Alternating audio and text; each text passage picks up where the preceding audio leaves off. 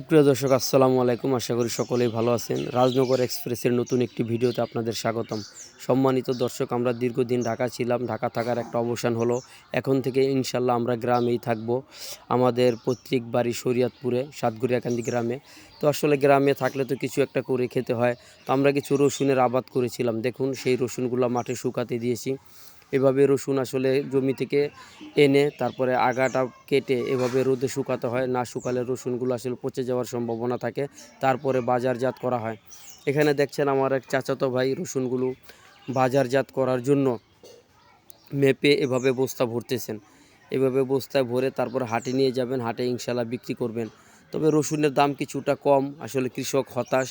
এতটা কম হলে আসলে যেই পরিশ্রম হয় রসুনে, পরিশ্রম একটা দামের পরিশ্রম এবং দামের সামঞ্জস্য না থাকলে আসলে কৃষকের অনেক লস হয়ে যায়। তো এবার যে রসুনের যে দাম রয়েছে সেটা আসলে পর্যাপ্ত না, পরিশ্রম হিসাবে এবং খরচ হিসাবে পর্যাপ্ত না।